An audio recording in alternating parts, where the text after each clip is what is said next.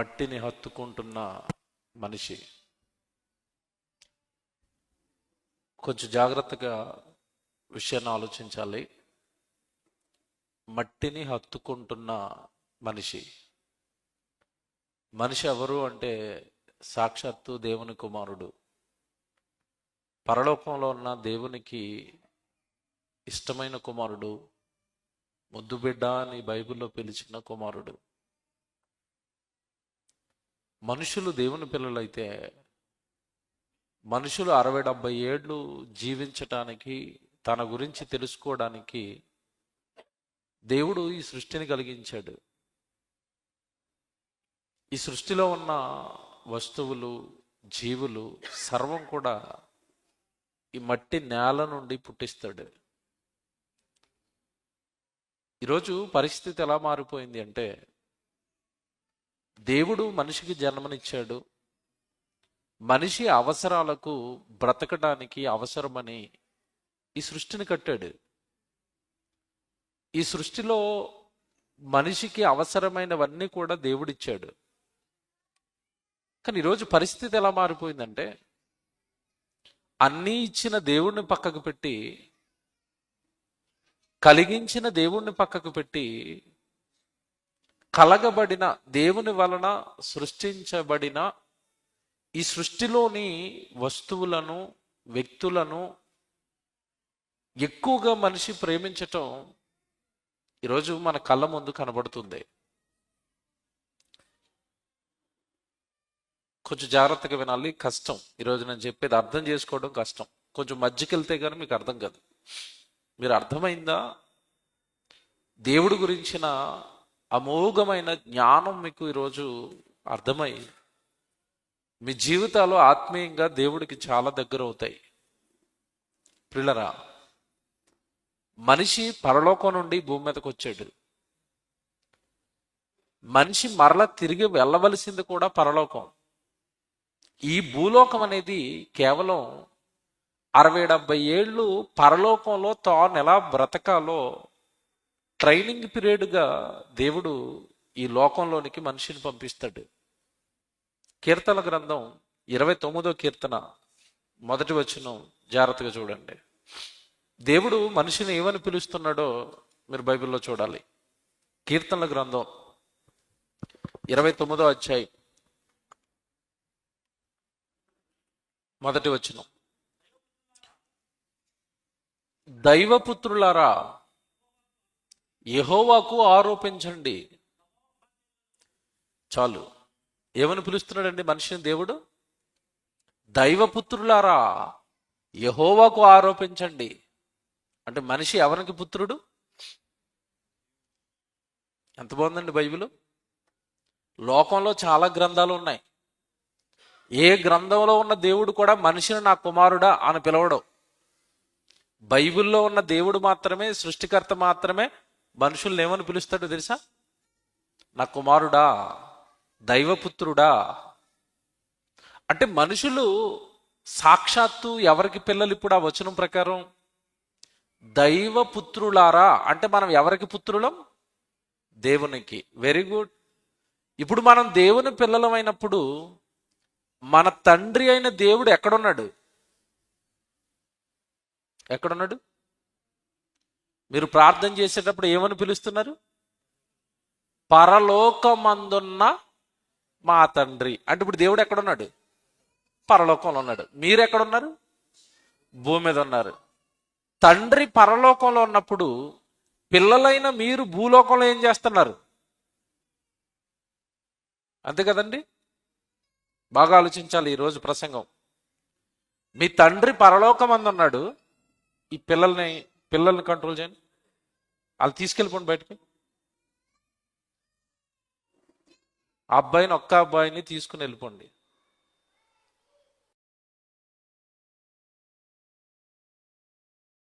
అంటే మన దేవుడు పరలోకమందు ఉన్నాడు, తండ్రి. ఆ పరలోకంలో ఉన్న కన్న తండ్రికి పిల్లలు భూమి మీద ఉన్న మనుషులు. ఈ మనుషులను దేవుడు భూమి మీద ఎందుకు పుట్టించాడు అంటే, తనేంటో భూమి మీద ఉండగానే మనిషి తెలుసుకోవాలి. తన తండ్రి ఎలాంటి వాడో తెలుసుకోవాలి. తన తండ్రి ఎంత పరిశుద్ధుడో తెలుసుకోవాలి.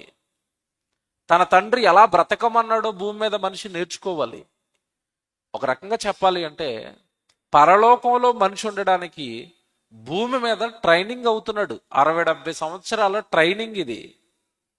ఉద్యోగానికి ఎక్కే ముందు ఆ ఉద్యోగం చేసే వ్యక్తికి ట్రైనింగ్ ఇస్తారు, మీకు తెలుసో లేదో. ఇప్పుడు విమానం నడపాలనుకోండి, పైలట్కి విమానం ఏమంటే ప్యాసింజర్లు అందరిని ఎక్కించి నాయన నువ్వు ట్రైనింగ్ చేయని డైరెక్ట్గా ఎక్కించి ఏరోప్లేన్ స్టీరింగ్ ఇస్తారా? ముందు చిన్న ఫ్లైట్ ఇచ్చి ట్రైనింగ్ ఇస్తారా? ప్యాసింజర్లు ఉన్న ఫ్లైట్ ఎవరు? చిన్న ఫ్లైట్ ఇచ్చి ట్రైనింగ్ ఇస్తారు ముందు ఆ ఏరోప్లేన్ ఎలా నడపాలో పైలట్కి. అలాగే పరలోకంలో మనిషి ఎలా ఉండాలో భూమి మీద ట్రైనింగ్ ఇవ్వడానికి దేవుడు నీకు 60-70 సంవత్సరాలు ఇచ్చాడు. నువ్వు అబద్ధం ఆడకుండా బ్రతకాలి, వ్యభిచారం చేయకుండా బ్రతకాలి, నీ చుట్టుపక్కల ఉన్న వాళ్ళందరినీ ప్రేమించాలి, ఎదురుగ్గా ఉన్న స్త్రీలో అమ్మను చూడాలి, ఎదురుగ్గా ఉన్న స్త్రీలో అక్కను చూడాలి, చెల్లిని చూడాలి, ఎదురుగ్గా ఉన్న పురుషుల్లో అన్నను చూడాలి, తండ్రిని చూడాలి, తమ్ముడిని చూడాలి. అందుకే మీరు ఎఫ్సి పత్రిక కానీ తిమోతి పత్రిక కానీ మీరు చదువుతున్నప్పుడు తిమోతి గారికి పౌలు గారు పత్రిక రాస్తూ సంఘంలో ఉన్న వాళ్ళు ఒకరినొకరు ఎలా పిలుచుకోవాలో చెప్పమని చెప్పాడు. ఏమని చెప్పమన్నాడు? వృద్ధులైపోయారు అనుకోండి పురుషుడు, అతను ఏమని పిలవమన్నాడు? తండ్రి. స్త్రీ వృద్ధురాలు అయిపోయింది, ఏమని పిలవమన్నాడు?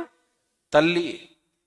నీకంటే వయసులో ఉన్న పెద్దగా ఉన్న స్త్రీ అక్క, చిన్నదైతే చెల్లి. పురుషుడు పెద్దవాడైతే అన్న, చిన్నవాడైతే తమ్ముడు. అంటే నీ భార్య తప్ప నీకు పరాయి స్త్రీ అమ్మగానో అక్కగానో చెల్లిగానో నువ్వు చూడాలి. ఈ సంస్కృతి, ఈ జ్ఞానం, ఈ పవిత్రత భూమి మీద నువ్వు నేర్చుకుని ఈ సంఘంలో ఈ జ్ఞానం నేర్చుకున్న తర్వాత నువ్వు అలా బ్రతకడం ప్రారంభించి బైబిల్లో దేవుడు రాసిన వాక్యానుసారంగా నువ్వు బ్రతకడానికి అలవాటు పడిపోతే ఇక్కడ అలవాటు పడిపోయిన నువ్వు పరలోకంలో దేవుడి దగ్గర బ్రతకడానికి అర్హుడు అవుతావు. అందుకు 60-70 ఏళ్ళు నీకు భూమి మీద పరలోకంలో ఎలా బ్రతకాలో ట్రైనింగ్ ఇవ్వడానికి నిన్ను సంఘంలోనికి చేర్చి ప్రేమగా ఉండండి, నిన్ను వలె నీ పొరుగువాడిని ప్రేమించాలి, జాలి కలిగి ఉండాలి, దయ కలిగి ఉండాలి, పరిశుద్ధంగా ఉండాలి, పవిత్రంగా ఉండాలి. ఎందుకు ఇవన్నీ సంఘానికి చెప్తున్నాడు అంటే నువ్వు భూమి మీద ఉండగా ఈ లక్షణాలన్నీ సంపాదిస్తేనే నువ్వు ఎక్కడికి వెళ్తావు? పరలోకానికి వెళతావు. ఏమంటే పరలోకానికి మనం ఎందుకు వెళ్ళాలి అంటే ప్రారంభంలోనే చెప్పాను, మన తండ్రి ఎక్కడున్నాడు? పరలోకం అందున్నాడు. భూమి మీద ఉన్న మనుషుల్ని ఏమని పిలుస్తున్నాడో ఒకసారి బైబిల్ తీయండి. కీర్తనల గ్రంథం 90వ అధ్యాయం 3వ వచనం చూడండి బైబిల్లో. కీర్తనల గ్రంథం 90వ అధ్యాయం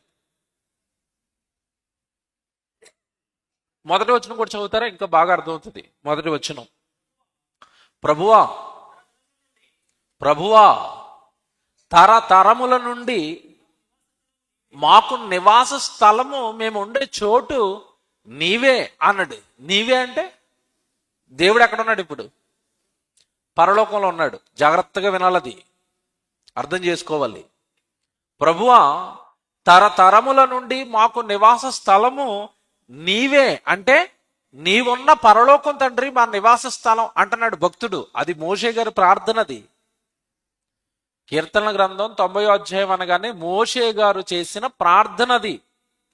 ఆ ప్రార్థనలో మోషే గారు దేవుడితో అంటున్నాడు, ప్రభువా తరతరముల నుండి మాకు నివాస స్థలము నీవు తండ్రి, నీవున్న పరలోకం నుండి భూమి మీదకి మేము వచ్చాం తండ్రి. నా తరమైన, మా నాన్న తరమైన, మా తాత తరమైన, మా ముత్తాత తరమైన, 4 ఫాదర్స్ అంటారు కదా, ఆ వెనకాల ఉన్న వాళ్ళందరూ కూడా నీవున్న పరలోకం నుండి ఈ లోకానికి వచ్చారు తండ్రి. తరతరముల నుండి మాకు నివాస స్థలము నీవే. ఏమంటే ఇక్కడ ప్రశ్న అడుగుతాను, నేను ఇక్కడ ప్రశ్న అడుగుతాను. దేవుడు మనకి నివాస స్థలం అన్నప్పుడు మన అడ్రస్ ఎవరు చెప్పండి? ఇప్పుడు మన అడ్రస్ ఏది చెప్పండి? ఇప్పుడు మన అడ్రస్ ఏది చెప్పండి? ఇప్పుడు పరలోకం. కానీ మిమ్మల్ని ఎవరైనా అడ్రస్ అడిగారు అనుకోండి, మీరేం చెప్తారు? మాది దాండేలి అండి, అదే కదండి. మా వీధి పేరు ఇదండి, మా ఇంటి పేరు ఇదండి, మా డోర్ నెంబర్ ఇదండి. ఎవడు దాండేలి మీ నివాస స్థలమా? తెలుగుగా ఆలోచిద్దాం. దాండేలి మీ నివాస స్థలమా? అవునండి అనవాళ్ళు చేయొద్దండి. నేను బతుకుంటే ఒక 100 సంవత్సరాల తర్వాత మళ్ళీ దాండేలికి వస్తాను, అప్పుడు మీరు ఉంటారా? ఉంటారు ఇక్కడ? ఉండరు. మనం ఉండని ఊరు, మనం ఉండని ఈ రాష్ట్రం, మనం ఉండని ఈ దేశం, మనం ఉండని ఈ లోకం మన అడ్రస్సా? మన నివాస స్థలమా? కాదండి. మీకు ముందర తరాల్లో చాలా మంది చెప్పారు నా దాండేలి అని, వాళ్ళు ఇప్పుడు లేరు. ఉన్నారా? లేరు. మీరు ఇప్పుడు చెప్తున్నారు మా అడ్రస్ దాండేలి అని, మీరుంటారా? ఉండరు. ఎందుకు ఉండట్లేదు మనిషి? మీరు బాగా ఆలోచించాలి. మనిషి భూమి మీద ఎందుకు ఉండటం లేదు మీకు తెలియదు. అక్కడ 3వ వచనం చదవాలి. 3వ వచనం, ప్రభువా తరతరముల నుండి మాకు నివాస స్థలము నీవే. 3వ వచనం చదవండి. నీవు మనుషులను మంటికి మార్చుచున్నావు. ఏమండి, ఇక్కడ ఒక మాట అడుగుతాను మిమ్మల్ని. నేను చెప్పినట్టుగానే మీ బైబిల్లో ఉందా? ఏమన్నా చెప్పండి అక్కడ. నీవు మనుషులను మంటికి మార్చుచున్నావు. మన వాడుక భాషలో చెప్పనా? మనం మాట్లాడుకునే లాంగ్వేజ్లో చెప్పనది. నీవు మనుషులను చంపేస్తున్నావు. ఎలాగుంది? వినడానికి బాగుందా బాలేదా? ఇదేటండి, దేవుడు చంపేటివేటండి, దేవుడు కాపాడేవాడు కదా, దేవుడు రక్షించేవాడు కదా, దేవుడు చంపుతున్నాడా?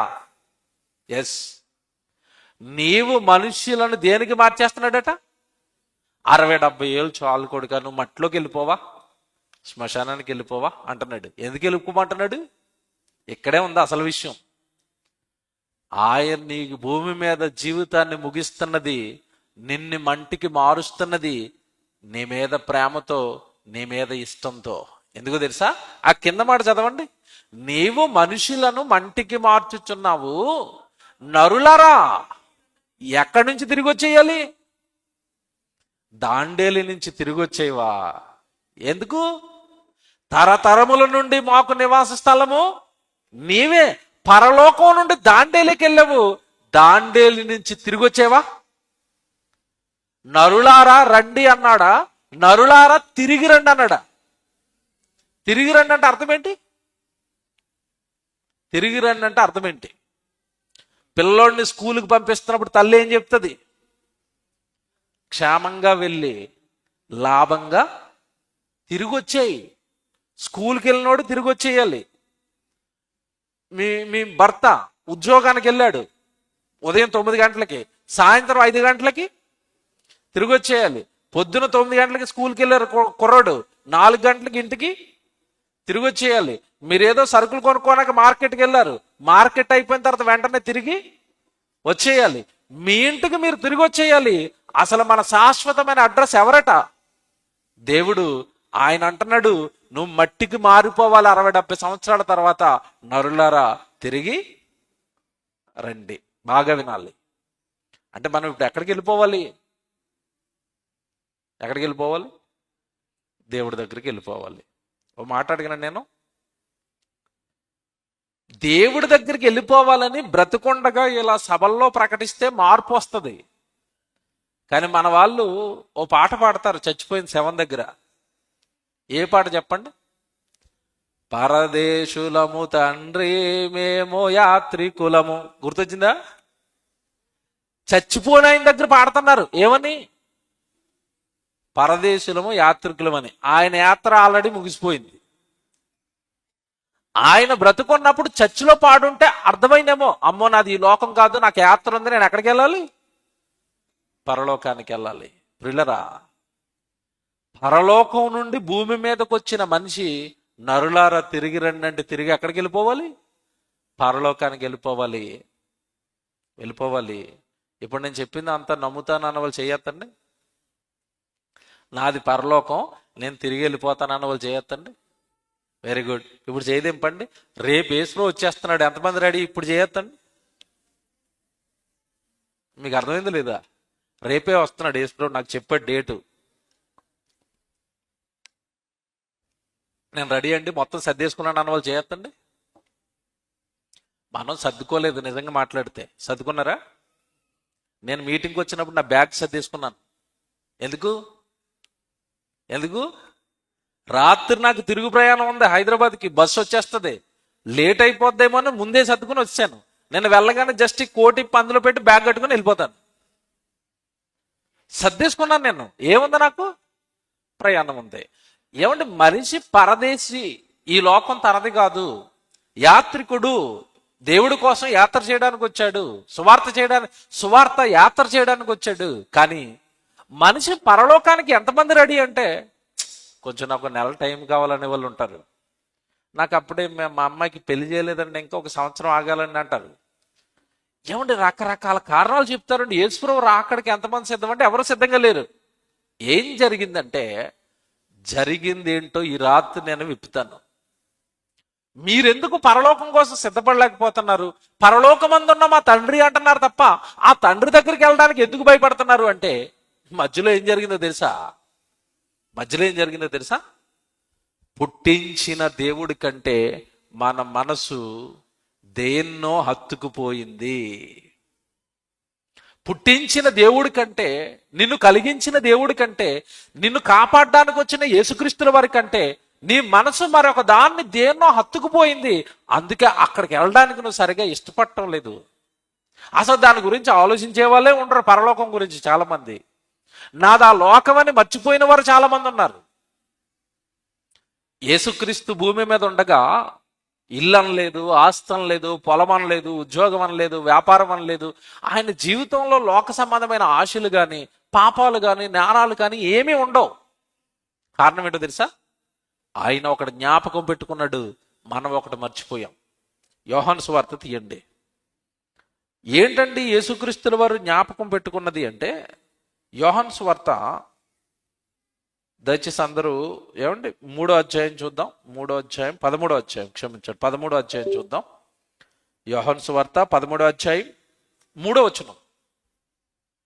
యోహాను సువార్త 13వ అధ్యాయం 3వ వచనం. తండ్రి తన చేతికి సమస్తమును అప్పగించిననియు, తాను దేవుని యొద్ద నుండి అనగా పరలోకం నుండి, తాను దేవుని యొద్ద నుండి బయలుదేరి వచ్చెననియు, దేవుని యొద్దకు వెళ్ళవలసి ఉన్నదనియు యేసు ఎరిగి. యేసు జ్ఞాపకం పెట్టుకున్నాడట, ప్రభు జ్ఞాపకం పెట్టుకున్నాడట. ఏం జ్ఞాపకం పెట్టుకున్నాడట? తాను పరలోకము నుండి దిగి వచ్చాను, నా శిలువ యాగం ముగిసిన వెంటనే నేను తిరిగి మరలా ఎక్కడికి వెళ్ళాలి? పరలోకానికి వెళ్ళిపోవాలని యేసు ఎరిగాడట, జ్ఞాపకం పెట్టుకున్నాడట, గుర్తు పెట్టుకున్నాడట, తెలుసుకున్నాడట. ఈరోజు మనిషి మనది పరలోకమని మర్చిపోయాడు. కీర్తన గ్రంథం చదువుతాడు, ప్రభువా తరతరం నుండి మాకు నివాస స్థలము నీవే అంటాడు, కానీ ఆ నివాస స్థలానికి వెళ్ళడానికి సిద్ధపడ్డాడు. ఏం జరిగిందండి? ఎందుకంటే పరలోకాన్ని ఎందుకు మర్చిపోయాడు మనిషి?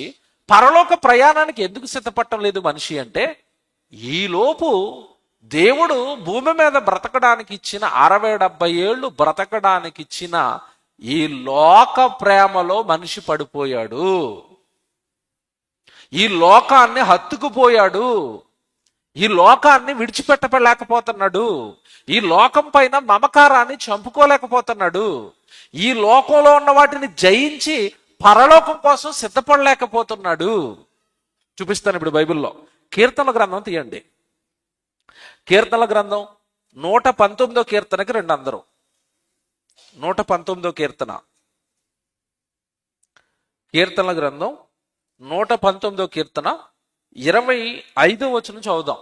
చాలా జాగ్రత్తగా చదవాలి ఈ వచనం. కీర్తనల గ్రంథం 119వ కీర్తన 25వ వచనం. ఇది దావీదు గారు రాసిన కీర్తన. ఓకే, ఆయన కీర్తన రాస్తూ ఏమంటున్నాడు చూడండి. నా ప్రాణము మంటిని హత్తుకొనుచున్నది. ఉందా? ఎంతమంది బైబిల్లో ఉందండి? అందరి బైబిల్లో ఉందా? ప్రాణం అట దేన్ని హత్తుకుపోయిందట? మట్టిన. అది నా టైటిల్, మట్టిని హత్తుకుంటున్న మనిషి. దివారాత్రములు బైబిలును ధ్యానించిన దావీదు గారు మనసే దావీదు గారి ప్రాణమే, దావీదు గారి దేహమే అప్పుడప్పుడు దేన్ని హత్తుకుపోతుందట? మట్టిని. నా ప్రాణము మంటిని హత్తుకొనుచున్నది అంటే అర్థమేంటో తెలుసా? హత్తుకోవటం అంటే అర్థమేంటో తెలుసండి? పురుషుడు తన తల్లిని తన తండ్రిని విడిచి ఎవరిని హత్తుకుపోతాడు? భార్యను హత్తుకుపోతాడు. అంటే అర్థం ఏంటి? వాళ్ళిద్దరి మధ్యలోకి ఎవరు వచ్చినా ఊరుకోడు. తల్లి కొంతమంది కొడుకుల విషయాల్లో మాట్లాడుతుంది, ఒరే నువ్వు మారిపోయావురా అంటది. ఏమమ్మా మారిపోయినట్టు వేటమ్మా అంటే, నువ్వు ముందు వేర్రా ఇప్పుడు వేర్రా అంటది. ఆవిడ బాధ ఏంటి అనుకుంటున్నారు ఇంతకీ? ఒకప్పుడు నన్ను బాగా ప్రేమించేవాడివి, ఇప్పుడు నాకంటే ఒక 1% ఆవిడని ఎక్కువ ప్రేమిస్తున్నావు. ఎవరిని? భార్యని. ఈవిడ బాధ. పురుషుడు తన తల్లిని తండ్రిని విడిచి ఎవరిని అత్తుకుపోతాడు? భార్యను అత్తుకుపోయాడు. అంటే ఇద్దరూ ఒకటైపోయారు. డబల్ గేమ్ ఆడేస్తూ ఉంటారు అప్పుడప్పుడు. ఇద్దరు కలిసి గేమ్ ఆడతారు. ప్రేమ, ఒకరంటే ఒకరికి ప్రేమ, ఒకరంటే ఒకరికి ఆప్యాయత. హత్తుకుపోతారు ఇద్దరు, వారు ఏక శరీరం అయిపోతారు అని చెప్పాడు దేవుడు. హత్తుకోవటం అంటే ఏమంటే వాళ్ళిద్దరి మధ్య విడదీయరాని బంధాన్ని ఏర్పాటు చేసుకోవడాన్ని ఏమంటారు? హత్తుకుపోవటం. భార్యతో హత్తుకుపోయాడట, పర్వాలేదు. కానీ ఇక్కడ రాయబడిన మాట ఏంటి? మనం చదువుకున్న మాట, నా ప్రాణము మట్టిని హత్తుకొనుచున్నది. అంటే మట్టితో మమేకమైపోయింది, మట్టితో కలిసిపోయింది, మట్టితో విడదీయరాని బంధం ఏర్పడింది. ఏమంటే అక్కడ మట్టి అనే ఆ పదం చదువుతున్నప్పుడు మీకు అదేంటండి మట్టిని ఎవడండి హత్తుకుంటాడు అని అనుకుంటున్నారు కదా మీరు.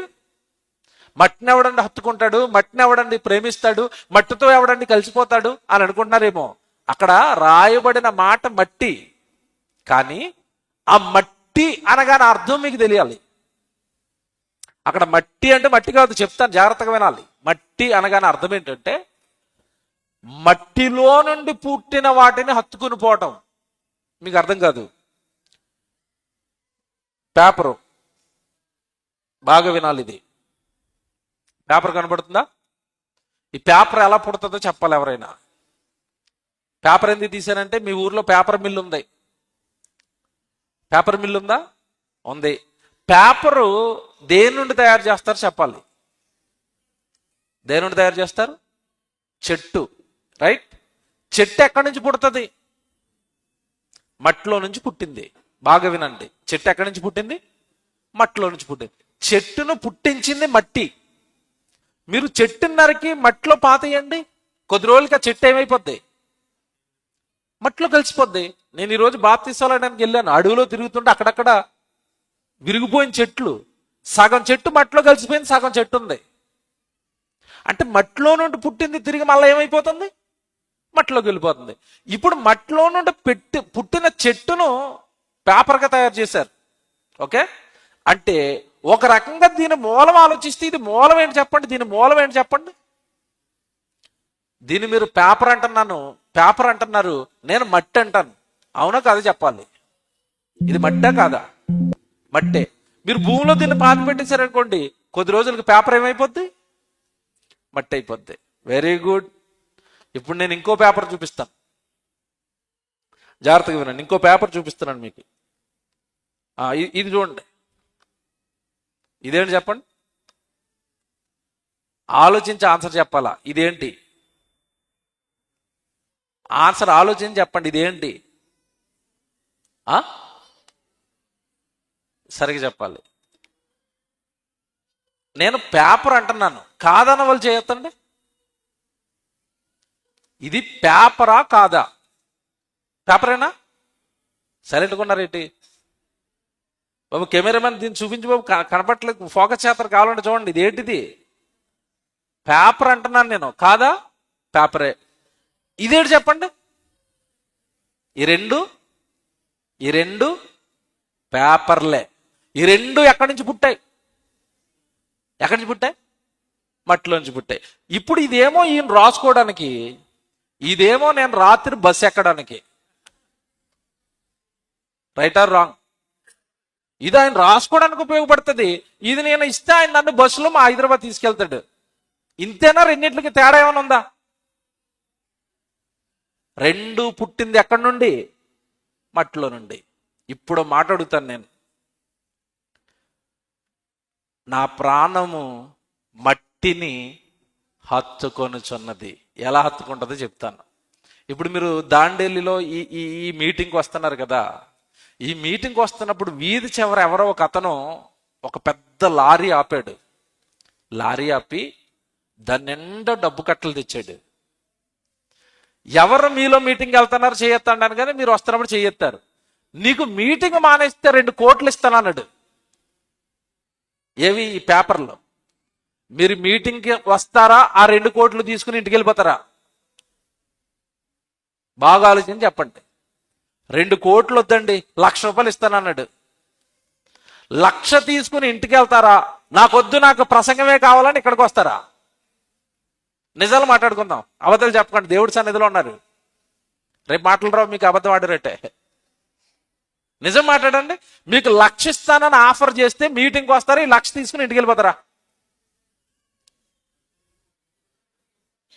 ఇప్పుడు చెప్పండి, మనకి దేవుడు ఇష్టమా, పేపర్ ఇష్టమా? ఇంకోటి చెప్పనా నేను? ఇప్పుడు చెప్పండి, మనకి దేవుడు ఇష్టమా, మట్టి ఇష్టమా? దీని మూలం చెప్తున్నాను. ఇది ఎక్కడి నుంచి పుట్టింది? మట్టిలో నుంచి పుట్టింది.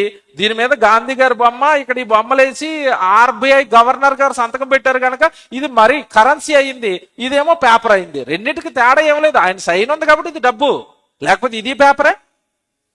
ఇది పేపరే. ఈ పేపర్ని హత్తుకొని దేవుడి దగ్గర మనం ఎన్నిసార్లు గుడి మానేసాం? మీరు చెప్పండి. ఆదివారం రోజు మీకు సెలవు, మీకు ఆదివారం సెలవు. మీ ఓనర్ అన్నాడు, ఆదివారం నువ్వు డ్యూటీకి వచ్చేసావంటే రోజు ఇస్తున్న దానికి డబల్ జీతం ఇస్తాను అన్నాడు. గుడికి వెళ్తారా, ఉద్యోగానికి వెళ్తారా? చెప్పండి. ఇప్పుడు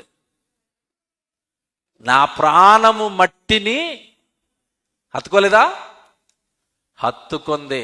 యేసు చెప్పాడు, ఒకడు సిరికిని దేవునికిని దాసులుగా ఉండనేరరు. అంటే మనకి తెలియకుండానే మనం దేన్ని ప్రేమిస్తున్నాం? మట్టిని ప్రేమిస్తున్నాం. ఇంకో ఎగ్జాంపుల్ చెప్తాను, టక్కుమని కూర్చుంటుంది ఇప్పుడు మీ బుర్రలో. ఆడపిల్లలకి బాగా ఇష్టమైన 2 పేర్లు చెప్పండి. నాకు ఈ అంటే బాగా ఇష్టం 2 పేర్లు చెప్పండి. నేను చెప్పనా? ఫస్ట్ బంగారం, 2 పట్టు చీరలు.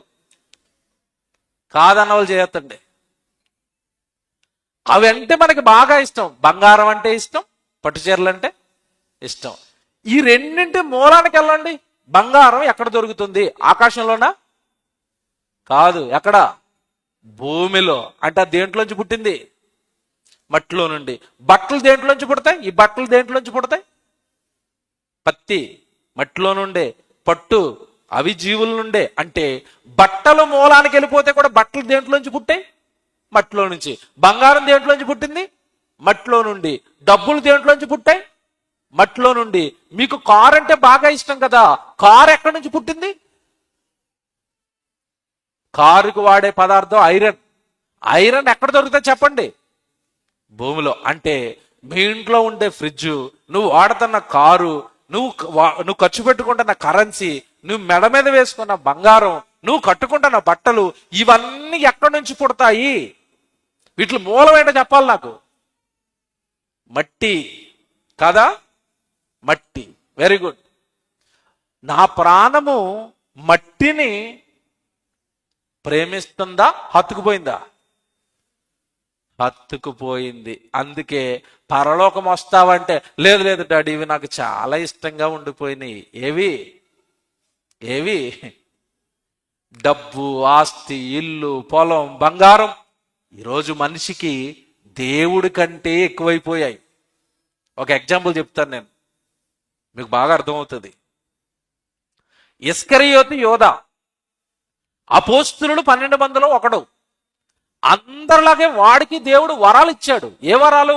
దెయ్యాలను వెళ్ళగొట్టే వరం ఇచ్చాడు, స్వస్థతలు చేసే వరం ఇచ్చాడు, చక్కగా వాక్యం నేర్పించాడు. ఒరే సేవ చేయరా, నా గురించి అనేక మందికి చెప్పరా, మీరు అందరూ కలిసి పరలోకం రావాలరా, జీవాన్ని చూడాలరా అన్నాడు.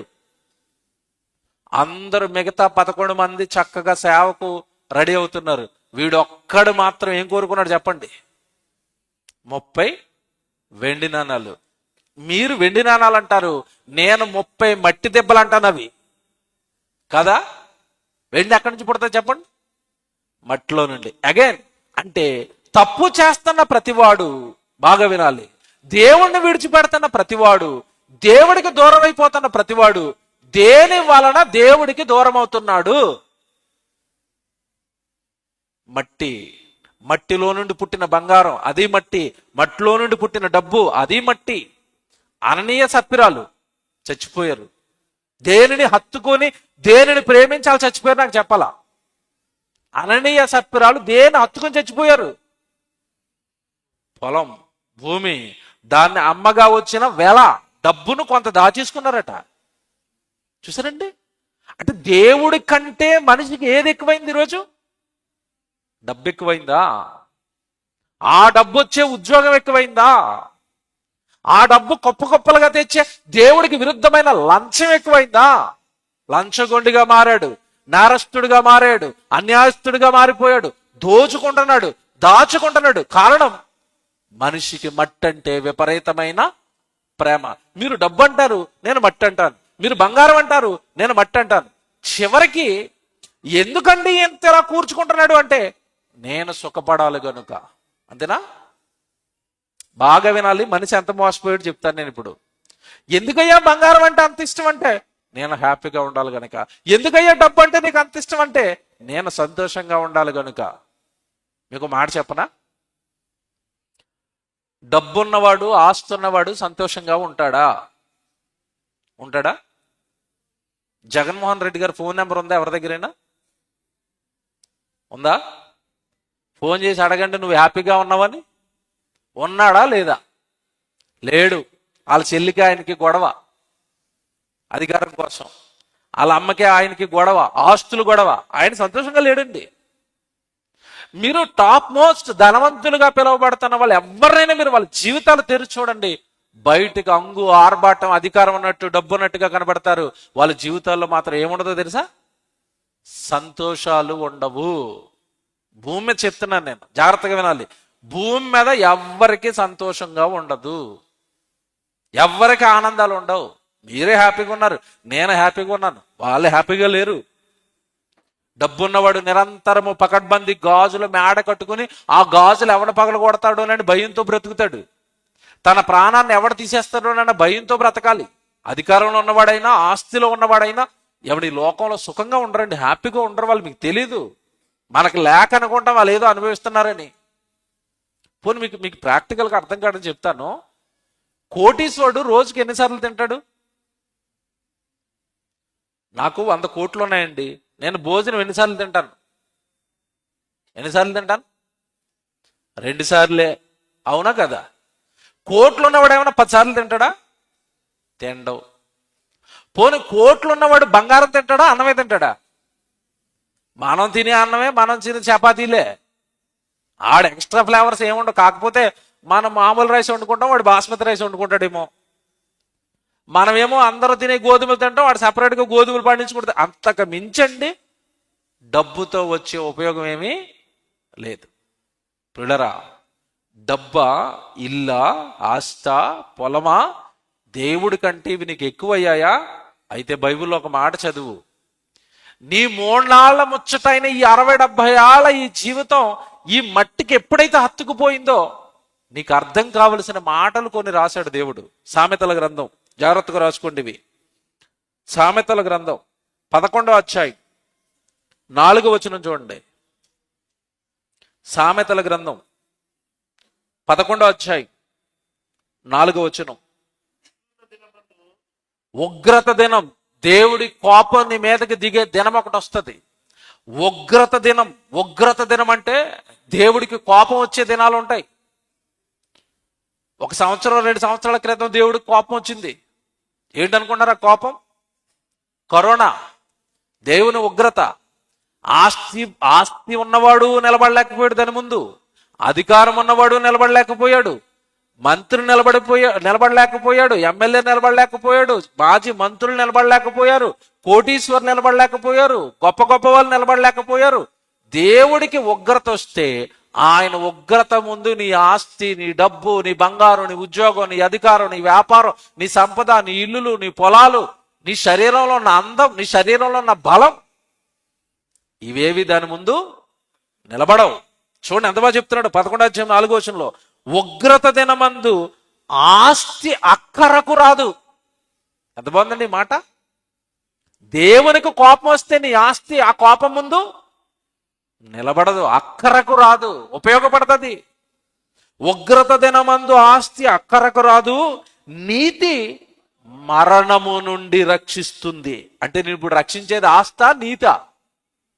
నీతి అంటే అబ్రహాము దేవుణ్ణి నమ్మెను, అది అతనికి నీతిగా ఎంచబడెను. రోమపత్రిక 3వ అధ్యాయం 4వ వచనం. ప్రతీది బైబిల్లో నుండి నేర్చుకోవాలి. నీతి అనగానే దేవుని నమ్మటం, అదే నీతి. నీతిమంతుడు అనగానే ఎవరు? దేవుని నమ్మినవాడు, దేవుడు ఆజ్ఞల ప్రకారం బ్రతుకుతున్నవాడు. నువ్వు సంపాదించింది ఏది కూడా నిన్ను కాపాడలేదు. ఏదో లోకాన్ని చూసి నువ్వు ఆ లోకమాయలో పడి వాళ్ళ కోట్లు సంపాదించారు, నేను సంపాదించాలి, వాళ్ళ కారులో తిరుగుతున్నారు, నేను తిరగాలి, వాళ్ళు మేడలు కడుతున్నారు, నేను ఒక మేడలు కట్టాలి. నీ జీవితాన్ని అనవసరంగా దేవుడికి దూరం చేసుకుని వృధా చేసుకుంటున్నావు తప్ప దాని వలన నయా పైసా ఉపయోగం నీ శరీరానికి గాని మరణం తర్వాత నీ ఆత్మకు గాని లేదు. ఉగ్రత దినమందు ఆస్తి అక్కరకు రాదు. ఏమండి, కరోనాలో ఒక ఆయన చచ్చిపోయాడండి. నాకు చాలా ఇష్టం ఆయన అంటే. మా కింగ్ జాన్సన్ గారికి ఆయన అంటే బాగా ఇష్టం. ఎస్పి బాలసుబ్రహ్మణ్యం అండి. జాన్సన్ అనే పాటలన్నీ ఆయనతోనే పాడించేవాడు. కరోనా టైంలో కరోనా లేదు, ఏమీ లేదు, ఏదో చిన్న నలతగా ఉందని హాస్పిటల్కి వెళ్ళాడు. ఎవరు? ఎస్వి బాలసుబ్రహ్మణ్యం గారు. హాస్పిటల్కి వెళ్ళినోడు అటు నుంచి అటే. బాలసుబ్రహ్మణ్యం గారికి డబ్బు లేదా, ఆస్తి లేదా? ఆయన హాస్పిటల్ బిల్ అండి 8 కోట్లు. ఆయన బ్రతికించడానికి ఖర్చు పెట్టిన ఖర్చు అంటే అక్షరాల 8 కోట్లు. బ్రతికాడా? దేవుడికి నిన్ను తీసేయాలి, నువ్వు వద్దు అని అనుకున్నాడు అనుకో, ఆస్తి అక్కరకు రాదు. మీరు ఒకటే గుర్తుపెట్టుకోండి, మంచి మాటలు చెప్తాను. భక్తిహీనుడు, దేవుణ్ణి నమ్మనవాడు ఇంకా బ్రతుకుతున్నాడంటే దాంట్లో అర్థం ఏంటో తెలుసా? మారడానికి దేవుడు వాడికి ఇంకా అవకాశాలు ఇస్తున్నాడు. భక్తిహీనుడు చచ్చిపోయాడంటే అర్థం ఏంటో తెలుసా? వాడికి అవకాశాలు ఇచ్చి ఇచ్చి ఇచ్చి విసుకుపోయిన దేవుడు వాడి జీవితాన్ని ముగించాడు. భక్తిహీనుల విషయం చెప్పాను, దేవుడు నమ్మని వాళ్ళ విషయం చెప్పాను. ఇంకా బ్రతుకున్నాడంటే దేవుడు అవకాశాలు ఇస్తున్నాడు. ఇక వాడి జీవితం ముగిసిపోయిందంటే విసిగిపోయిన దేవుడు వాడి జీవితాన్ని ఏం చేశాడు? ముగించేశాడు. నీతిమంతుడు బ్రతుకున్నాడు అంటే అర్థం ఏంటో తెలుసా? వాడు భూమి మీద దేవుడి కొరకు చేయవలసిన కార్యాలు ఇంకా ఏవో మిగిలిన్నాయి. మీరు నేను ప్రభులో ఉండి కూడా ఇంకా బ్రతుకుంటున్నామంటే అర్థం ఏంటంటే మనమేదో ఆయనకి ఏదో కార్యాలు చేస్తామని మన గురించి దేవుడు ఎదురు చూస్తున్నాడు. అలాగే నీతిమంతునికి మరణం వచ్చిందనుకో అర్థం ఏంటో తెలుసా? దేవుని సేవలో, ప్రభు యొక్క సేవలో అతనికి ఇక విశ్రాంతి వచ్చింది. ఎక్కడికి వెళ్ళిపోతాడు మరణం తర్వాత? విశ్రాంతిలోనికి వెళ్ళిపోతాడు. ప్రియులరా, ఆస్తిని నమ్ముకున్నారా? అక్కడకు రాదట, కష్టమట. కీర్తనల గ్రంథం కూడా, యోబు గ్రంథం కూడా చూడండి మీరు. యోబు గ్రంథం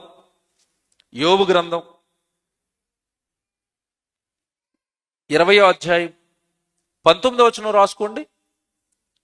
యోబు గ్రంథం 20వ అధ్యాయం 19వ వచనం.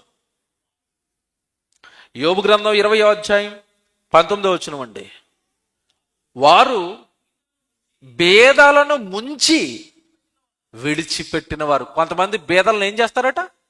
ముంచేస్తారట, నాశనం చేస్తారట, వాళ్ళ కష్టాన్ని దోచేస్తారట.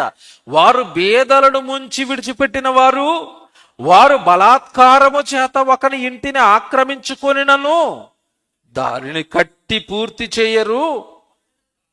వారు లోకాన్ని ఎడతెగక ఆశించిన వారు. ఆశండి మనిషికి, లోకం పైన ఆశండి. ఆశ చచ్చిపోదండి మనిషికి. ఏటో ఏమీ లేనప్పుడు, అద్దెంట్లో ఉంటున్నప్పుడు ఏదో చిన్న ఇల్లు ఉంటే చాలండి, సొంత ఇల్లు, చిన్న జాగా ఉంటే చాలనుకుంటాడు. ఆ చిన్న ఇల్లు దేవుడు ఇస్తాడు, చక్కగా రేకు రూమ్ వేసుకుని ఉంటాడు. అప్పుడు మనిషి ఆశ, అమ్మయ్య దేవుడు ఇల్లు ఇచ్చాడు చాలు అనుకుంటాడా? నెక్స్ట్ ఏం చెప్పండి ప్లాన్? రేకు రూములో వేసవకాలం వేడొచ్చేస్తుంది. ఏమయ్యాలి మరి ఇప్పుడైతే? స్లాబ్ వేయాలి. పోనీ దేవుడు కృప చేసేదో స్లాబ్ వేసాడు. స్లాబ్ వేసిన తర్వాత ఆగిపోద్దా మనసు? అబ్బే పైన ఇంకోటి వేస్తే ఎలాగుంటది? అవకాశం ఇస్తే బుర్జు ఖలీఫా కట్టినట్టు పైకి కట్టుకుంటా పోతాడిగా.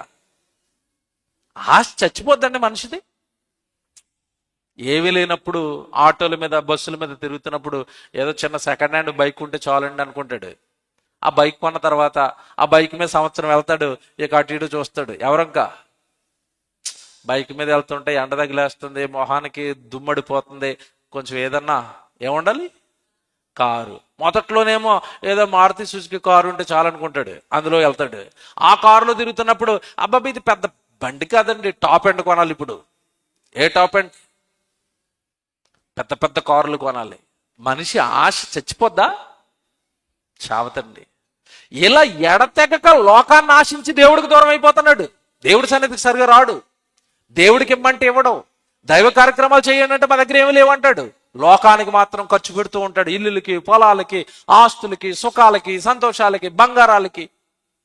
ఎడతెగక ఆశిస్తున్నావు లోకాన్ని. ప్రమాదం ఇది. చివరిలో చెప్తాను నేను.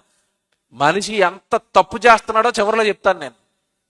వారు ఎడతెగక ఆశించిన వారు, చదవండి, వారు 20వ వచనం, వారు ఎడతెగక ఆశించిన వారు తమ ఇష్ట వస్తువులలో ఒకదాని చేతనైనను తమ్మును తాము రక్షించుకొనజాలరు.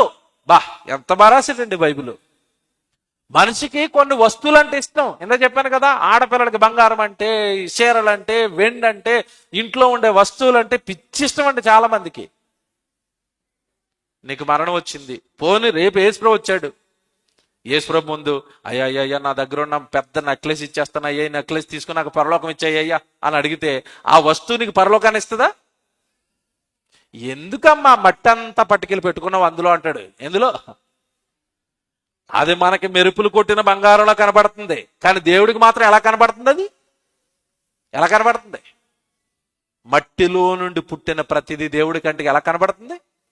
మట్టి. మీకు అర్థం కావడానికి ఒక ఉదాహరణ చెప్తాను. ఇప్పుడు లేవు కానండి, ఒకప్పుడు నా చిన్నతనంలో నా ఏజ్లో మేము పేదరికంలో పుట్టాం. అప్పుడు మేము ఆడుకోవడానికి మా అమ్మ నాన్నలు రిచ్ కాదు బొమ్మలు కొనుక్కి రావడానికి. మేము ఆడుకోవడానికి అప్పట్లో ఏం చేసేవాళ్ళం అంటే మట్టి పిసికి మేమే మట్టి బొమ్మలు చేసుకునే వాళ్ళం. మీలో కూడా చాలా మంది చేసుకుని ఉంటారు చిన్నతనంలో.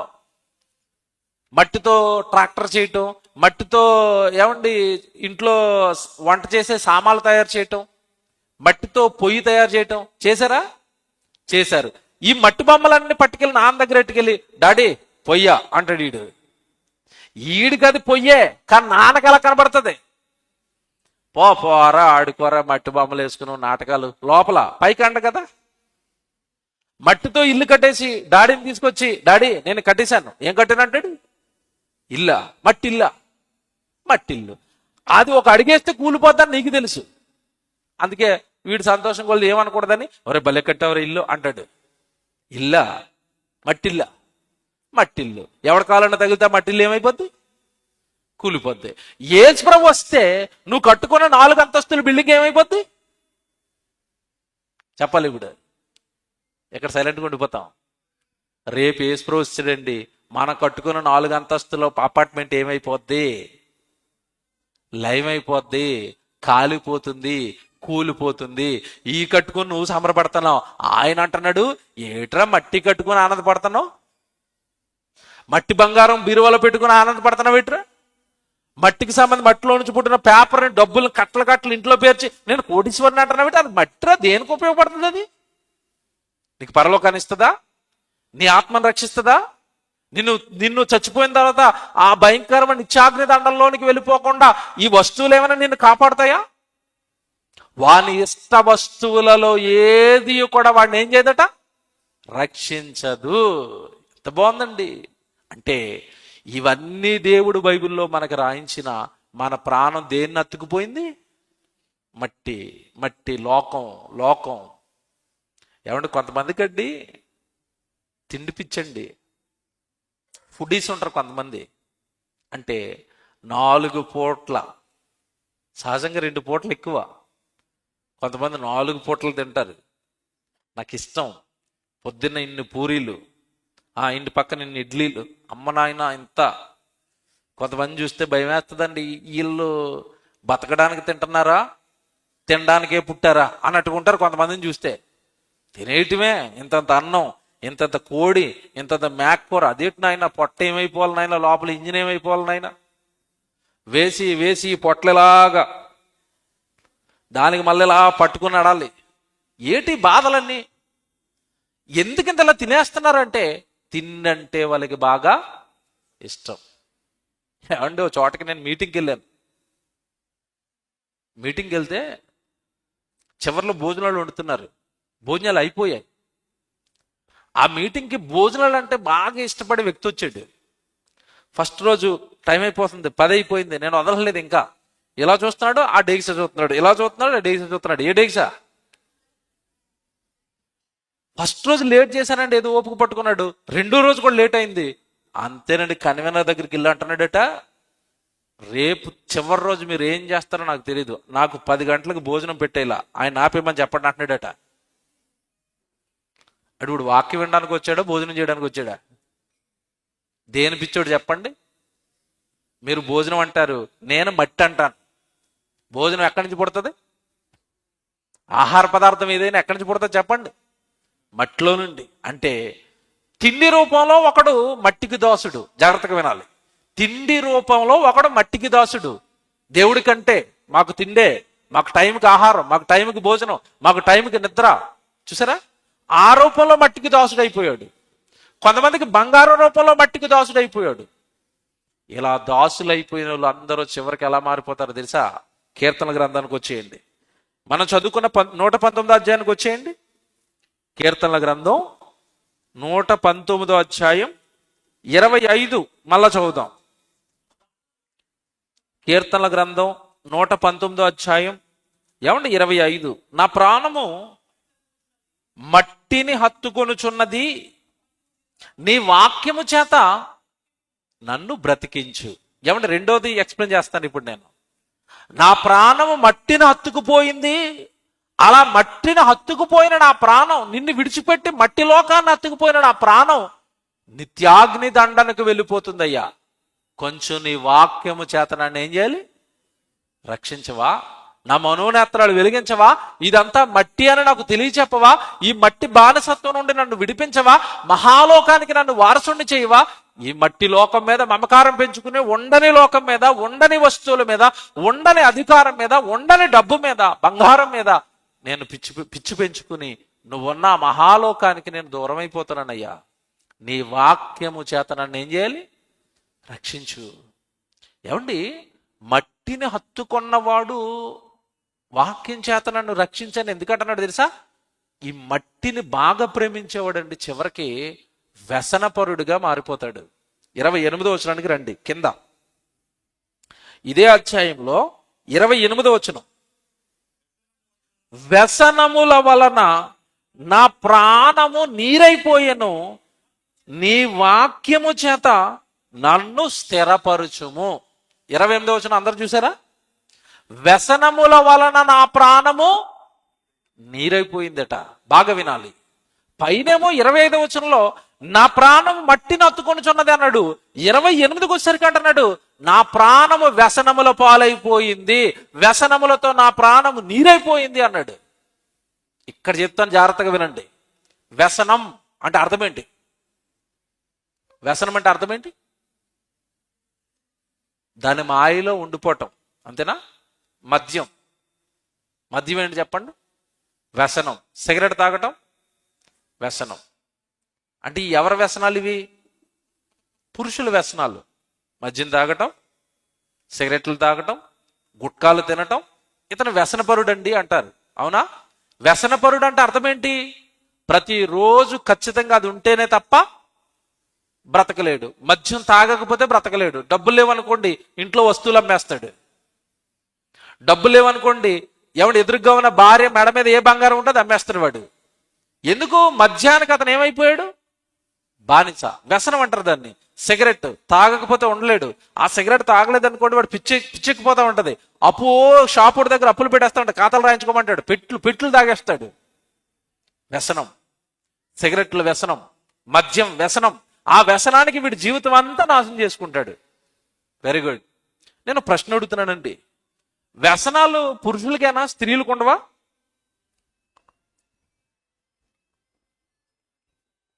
వ్యసనము పురుషుడికేనా స్త్రీకి ఉండవా?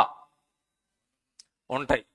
ఈ వ్యసనాలు చెప్తాను చూడండి. ఇప్పుడు ఈ వ్యసనాలు ఏంటంటే, పెళ్ళికి నేను కట్టుకున్న చీర కట్టుకోను.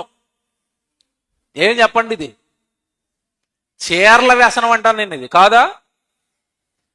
ఇంటి నేను ఏమంటే కొంతమంది బీరువా చూస్తేనండి అసలు పురుషుల బట్టలు కనబడవండి అందులో. ఆ బీరువా నిండా ఎవరివి? చీర మీద చీర, చీర మీద చీర, చీర మీద చీర, చీర మీద చీర. మార్కెట్లోకి ఏ కొత్త చీర వస్తే కొత్త చీర నా బీరువాలో ఉండాలి. ఇది వ్యసనమా కాదా చెప్పండి? మార్కెట్లోకి ఏ కొత్త డిజైన్ చెవిలీలు వస్తే ఆమె నా చెవిలీలకు ఉండాలి. మొన్నే కదమ్మా కొన్నాను, లేదు డిజైన్ బాగోలేదు, మార్చేయి. ఇంకొక 10,000 ఎక్స్ట్రా అయినా సరే ఆ కొత్త డిజైన్ పట్టురా. ఎదురుకుండా ఆవిడ చూడు, నెలకు ఒకటి ఆడుతుంది, నువ్వేటి సంవత్సరం అంతా అయ్యి ఎట్టుకోమంటున్నావు?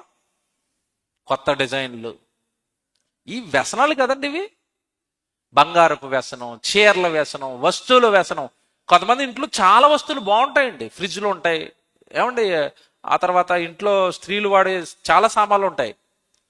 నేను చాలా మందిలో చూసిందండి, ఫ్రిడ్జ్ కొత్త మోడల్ ఏదో వస్తే ఇది మార్చేస్తూ ఉంటారు, అది అట్టుకొచ్చి పెడతా ఉంటారు. లాస్ అయిపోయినా సరే అమ్మే, నాకు డబల్ డోర్ పెద్దదే కావాలా. ఇటువన్నీ వ్యసనాలు కదా, వస్తువు వ్యసనాలు ఇవి. వ్యసనము అంటే అర్థం ఏంటంటే దాని పిచ్చిలో పడిపోవటం, దాని మాయలో పడిపోవటం. అలా పిచ్చిలో పడిపోయిన వాడి ప్రాణం ఏమైపోద్దట? వ్యసనముల వలన నా ప్రాణము నీరైపోయాను. ఇక ఈ నీరైపోయిన ప్రాణం దేవుని స్తుతిస్తుందా?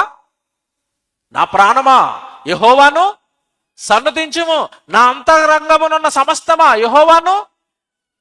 ఇంకెక్కడ సన్నతిస్తుంది, ఇంకెక్కడ స్తుతిస్తుంది? ఇది ఎక్కడ పడింది వెళ్ళి ప్రాణం?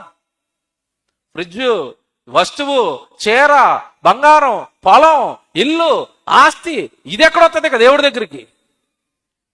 నా ప్రాణము వ్యసనముల వలన ఏమైపోయిందట? నీరైపోయింది. ఇటు స్త్రీ గాని ఇటు పురుషుడు గాని దేవుడు కొరకు బ్రతకలేకపోతున్నాడంటే కారణం ఏంటో తెలుసా? లోకము ఈ మట్టి మాయలో పడి వ్యసనపరులుగా మార్చేసింది. మళ్ళా చెప్తున్నాను, ముగించేస్తాను, మీకు అర్థమైంది అనుకుంటున్నాను. లోకము మనుషులను వ్యసనపరులుగా మార్చేసింది. వ్యసనం అనగానే మందు సిగరెట్ కొట్టుగా అనుకోకండి. మీరు బాగా లోకంలో ఉన్న దాన్ని ఎక్కువగా దేన్ని మీరు ప్రేమిస్తున్నారో దానికి మీరు వ్యసనపరులు. కొంతమంది అండి ఇవి సెల్ ఫోన్లు ఉంటాయి. ఈ సెల్ ఫోన్ కంపెనీ కూడా తినగా ఉండడు. వీడు 3 నెలలకు కొత్త సెల్ ఫోన్ దింపుతాడు. చాలా మందిని ఫోన్లు ఇలా శుభ్రంగా ఉంటాయండి, బాగుంటాయి, అమ్మేస్తాడు. ఎందుకు అమ్మేసేవరా అని అడగండి. పాతైపోయిందన్నా. పాతైపోయిందా? 4 సంవత్సరాలు వాడేవా? లేదు 4 నెలలు. 4 నెలలకి ఎందుకు అమ్మేసారు అంటే కొత్త మోడల్, ఫీచర్స్ బాగున్నాయి, చెయ్యడితే ఓపెన్ అయిపోతుంది ఫోను, ఫోటో తీస్తుంటే అసలు యాపిల్ ఫోన్లో వచ్చినట్టు వస్తుంది. నష్టపోనవండి. నా చేతిలో మాత్రం 6 నెలలకు కొత్త ఫోను ఉండాలి. నేను అంటాను, వ్యసనపరుడు అన్నారు కదా, మందు తాగేవాడు వ్యసనపరుడా? 6 నెలలకు ఒకసారి సెల్ ఫోన్ మార్చేవాడు కూడా వ్యసనపరుడా? ఇది కొత్త వ్యసనం, ఎవరికి తెలియని వ్యసనం, సెల్ ఫోన్ వ్యసనం ఇది.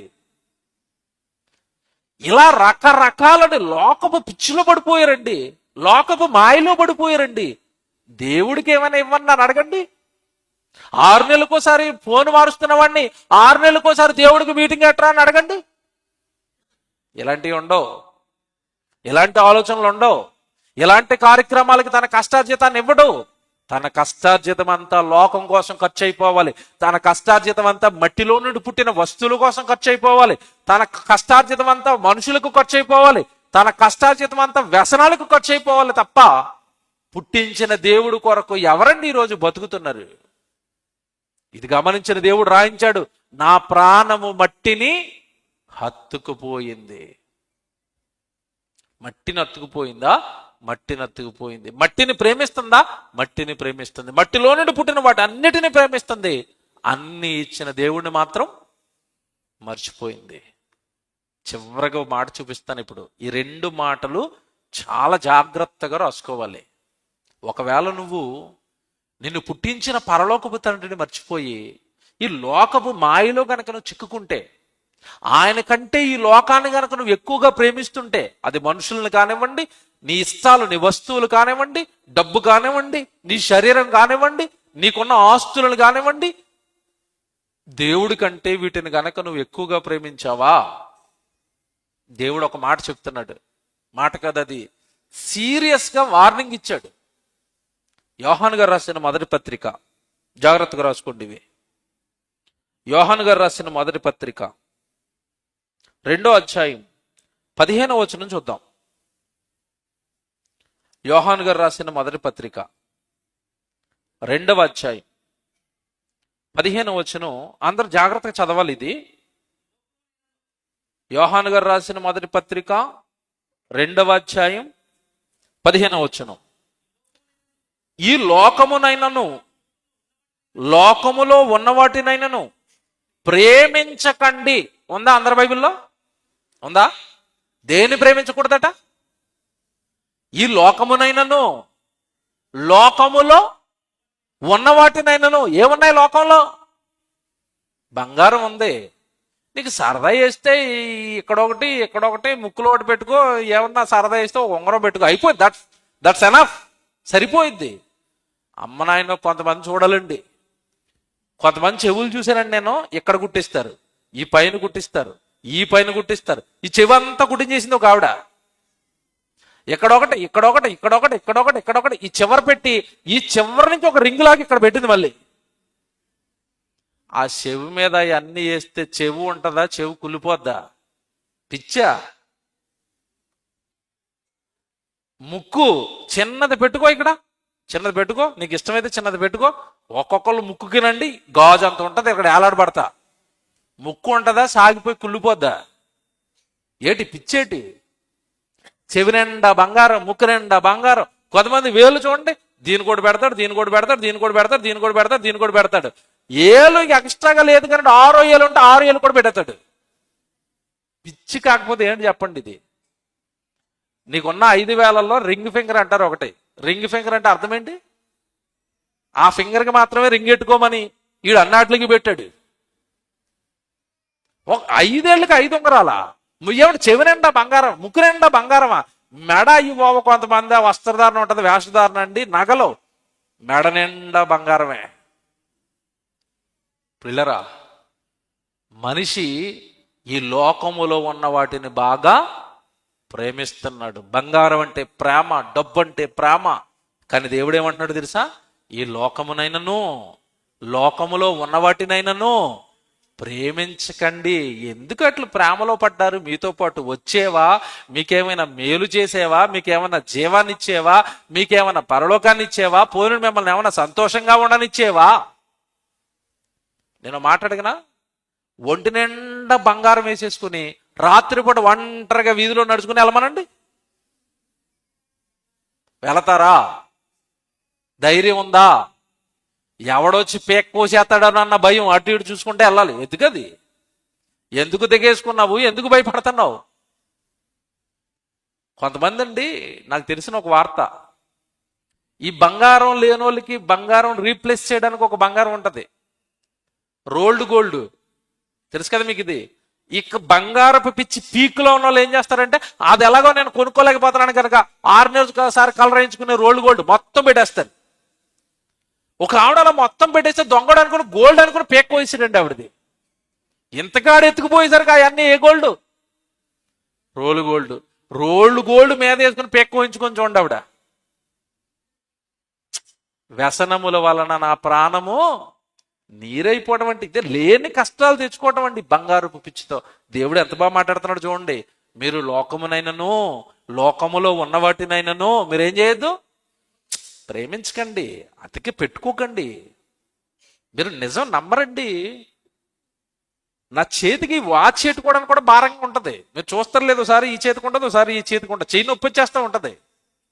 టైం చూసుకోవడానికి ఉండదేమని పెట్టుకుని వస్తాం. ఇది కూడా తేలిగ్గా ఉన్నాయి, అలకాగా ఉన్నాయి, ఇబ్బందిగా ఉంటుందండి. ఒంటి మీద ఏదన్నా ఇబ్బందే, ఎక్స్ట్రాగా ఒంటి మీద ఏది పెట్టుకున్న ఇబ్బందే. ఇంకా ప్రసంగికులు అంటారు కనుక ఇది తగిలించడం, ఇది విప్పే వరకు ఇబ్బంది ఉంటుందండి. లోపల కోట్లు, రకరకాల తలపోట్లు, ఇవన్నీ ఎక్స్ట్రా తగిలించుకోవడం. ఇవన్నీ మీరు లోకంలో ఉన్న దేన్ని మీరు ఏం చేయొద్దు, ప్రేమించకండి. ఎందుకు? ఇప్పుడు చెప్తాడు అసలు విషయం. బాగా చదవాలి అది. ఏం బైబిల్ అండి, ఎంత బాగా చెప్పాడండి దేవుడు అనుకుంటారు ఇప్పుడు మీరు. లోకమునైనను లోకములో ఉన్న వాటినైనను ప్రేమించకండి. నెక్స్ట్, ఎవడైనను లోకమును ప్రేమించిన ఎడల తండ్రి ప్రేమ వానిలో ఉండదు. ఏం చెప్పాడు తెలుసా, నాకు టైం అయిపోయింది కానీ చెప్పాలి ఇది. ఎవడైనా లోకమును ప్రేమిస్తే తండ్రి ప్రేమ వానిలో ఉండదు. ఉండదా? నేను లోకాన్ని ప్రేమిస్తే తండ్రి ప్రేమ నాలో ఉండదా? ఉండదు. ఎలాగో చెప్తాను. పాస్టర్ గారు ఉన్నారు కదా, ఈయన నేను అన్నదమ్ములు అనుకోండి. ఈయన నాకు అన్నయ్య, నేనేమో తమ్ముడిని. ఈయనకి నాకు ఎకరం పొలం ఉంది, ఉమ్మడాస్తి. ఈయనేమంటాడంటే, ఒరే నువ్వు కొంచెం బాగున్నావు కదా, నీ పరిస్థితి, నీకు ఉద్యోగం ఉంది కదా, అన్నీ ఉంది కదా, నేను చితికిపోయినాను రా, నాన్న నుంచి వచ్చిన ఎకరం పొలం నాకు ఇచ్చే అంటున్నాడు ఈయన. నేనేమంటాను, నా వాటా నాకు ఇవ్వాలంటున్నాను. ఆయన ఏమంటున్నాడు అంటే రిక్వెస్ట్ చేస్తున్నాడు నన్ను, ఒరే నువ్వు బాగున్నావు కదరా, నీ పరిస్థితి బాగుంది కదా, నీకు ఉద్యోగం కదా, గవర్నమెంట్ జాబ్ కదా, నీవు బాగున్నావు కదా, నా పిల్లలు బాగోలేరురా, నా కుమార్తెకు పెళ్లి చేసుకోవాలరా, ఆ ఆస్తి ఇస్తే నా కూతురికి పెళ్లి చేసుకుంటాను రా అన్నాడు. బాగా వినండి. ఒకవేళ తండ్రి ప్రేమ నాలో ఉందనుకోండి, నా అన్న కనుక నా అన్నకు వచ్చి నీ కష్టాన్ని బట్టి ఆ ఎకరం భూమిని నేనేం చేస్తాను, తీసుకో అన్నయ్య, నీకంటే ఎక్కువే ఉంది, నీవు కష్టాల్లో ఉన్నావు కదా, నేను బాగున్నాను కదా. తండ్రి ప్రేమ నాలో ఉంటే నేను ఆయన ప్రేమిస్తాను, ఆయన కష్టానికి ఆస్తిని ఇచ్చేస్తాను.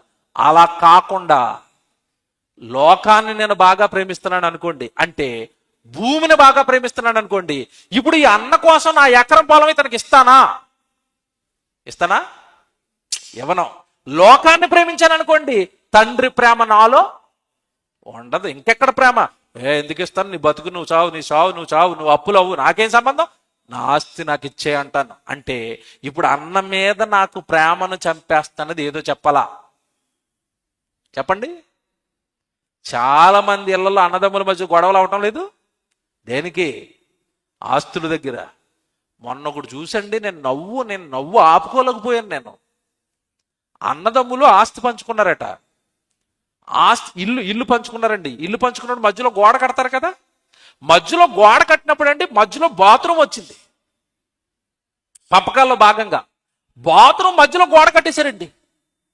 కింద ఉన్న సింకు సగం అతనికి వెళ్ళింది, సగం ఇతనికి వచ్చింది. బాత్రూమ్ ఎలా కూర్చున్నాడు చెప్పండి. నేను నవ్వు, ఇల్లు మనుషులా పశువులా? అన్నయ్య ఈ బాత్రూమ్ మధ్యలోకి వచ్చిందిరా, నువ్వు తీసేసుకోరా అంటే వాళ్ళ అన్నయ్య అన్న వాడుకుంటాడు కదా. లేదు మధ్యలో గోడ కట్టాల్సిందే. ఇప్పుడు అతను వాడుకోవడానికి లేదు, ఇతను వాడుకోవడానికి లేదు. లోకాన్ని ప్రేమిస్తే మనలో ఏముండదు? జాలి, దయ, ప్రేమ. అన్నయ్యే కదా, తమ్ముడే కదా, అక్కే కదా, చెల్లే కదా, పోలే వదిలేసుకుందాం. ఈ ప్రేమ నీలో ఉండకుండా నిన్ను కర్కశుడుగా, దుర్మార్గుడుగా, ఒక సైకోలా నిన్ను మార్చేసేది లోకం. నాయన ఆ బంగారం, ఆ డబ్బు, ఆ ఆస్తులు వద్దు. వాటిని నువ్వు ఎక్కువగా ప్రేమించావంటే నా ప్రేమ నీలో ఉండదు. దేవుడు అనేసరికి ఎంత మంచోడు తెలుసండి, ఎంత మంచోడు తెలుసండి. ప్రేమిస్తాడండి. కష్టంలో ఉంటే త్యాగం చేయమంటాడు, ఇవ్వమంటాడు. బైబిల్లో మాట రాశాడు దేవుడు, పుచ్చుకొనుట కంటే ఇచ్చుట ధన్యం. అంటే దేవుడు క్యారెక్టర్ ఏంటి? ఇచ్చుకోవటమా, ఇవ్వటమా? ఇవ్వటం. నువ్వు అడిగేవని లోకాన్ని ఇచ్చాడా? నువ్వు పుట్టక మునుపు ఈ లోకాన్ని చేశాడా? నువ్వు పుట్టక మునుపు చేశాడు. దేవుడు అనగానే ఇచ్చేవాడు. ఆ గుణం నువ్వు కోల్పోతావు ఎప్పుడో తెలుసా? నా ప్రేమ నీలో ఉండకుండా నువ్వు నాశనం అయిపోతావు ఎప్పుడో తెలుసా? నువ్వు ఈ లోకాన్ని ప్రేమిస్తే. జరుగుతున్న హత్యలు, దాని వెనకాల ఉండే కారణాలు ఏంటో తెలుసండి? డబ్బు. జరుగుతున్న కిడ్నాపులు, దాని వెనకాల ఉన్న కారణాలు ఏంటో తెలుసండి? ఆస్తి. అంటే ఈ లోకాన్ని ప్రేమించిన వాడు తండ్రి ప్రేమ వాళ్ళలో ఉండదిక నరహంతకుడిగా, వ్యభిచారిగా, దొంగగా, దుర్మార్గుడిగా మారిపోతాడు. కనుక దేవుడు అంటున్నాడు, నువ్వు ఈ లోకాన్ని నాకంటే ఎక్కువగా ప్రేమించొద్దు. అలా ప్రేమిస్తే వానిలో ఏముండదట? తండ్రి ప్రేమ ఉండదు. ఇంకా అయిపోలేదు, చదవండి ఎంత బాగుంటుందో. ఇంకా చదవండి. లోకములో తండ్రి ప్రేమ వానిలో ఉండదు, లోకములో ఉన్నదంతయు అంటే మీరు లోకాన్ని ప్రేమిస్తున్నారు కదా, అందులో ఏముంది అనుకుంటున్నారు? ఉన్నదంతయు అనగా శరీరాశయు, నేత్రాశయు, జీవపు డంబమును తండ్రి వలన పుట్టినవి కావు, అవి లోక సంబంధమైనవే. అంటే అర్థమేంటో తెలుసా? నేత్రాన్ని దేవుడు చేశాడు, నేత్రానికి ఆశ మాత్రం ఎవరు పెట్టారు? దయ్యం పెట్టింది. శరీరాన్ని దేవుడు చేశాడు, ఈ శరీరానికి ఆశ ఎవరు పెట్టారు? అపవాది.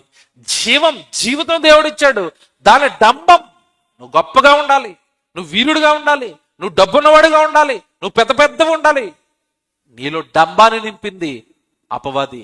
దేవుడికి దూరం చేసేవి కూడా అవే, నేత్రాశ, శరీరాశ, జీవడంబం. ఇవన్నీ లోక సంబంధమైనవి, మట్టి నుండి పుట్టినవి. తర్వాత మాట చూడండి, ఇవన్నీ లోక సంబంధమైనవే, లోకమును దాని ఆశయు గతించిపోవును. యేసుక్రీస్తుల వారు రెండవ రాకడలో వస్తే నువ్వు ప్రేమించిన ఏవి నీ దగ్గర ఉండవు. లోకము దాని ఆశ ఏమైపోద్దట? గతించిపోవును. కానీ దేవుని చిత్తమును జరిగించువాడు నిరంతరము నిలుస్తాడు. లోకం కాదు నేను దేవుణ్ణి ప్రేమిస్తానని చెప్పు. నీకున్న ఆస్త, నీకున్న స్థిత, నీకున్న ఉద్యోగమా, నీకున్న ధనమా, దేవుడి కోసం ఖర్చు పెట్టు, దేవుడి కోసం త్యాగాలు చేయి, దేవుడి కోసం కార్యక్రమాలు చేయి, దేవుడి కోసం ఇలాంటి సభలు పెట్టు, నీ గ్రామంలో నశించిపోతున్న ఆత్మలకు సువార్త చెప్పించు. ఇలా దేవుడి ఇష్టాన్ని జరిగించడానికి, దేవుడు కొరకు నువ్వు బ్రతుకుతున్నప్పుడు నువ్వు నిరంతరము నిలుస్తావు.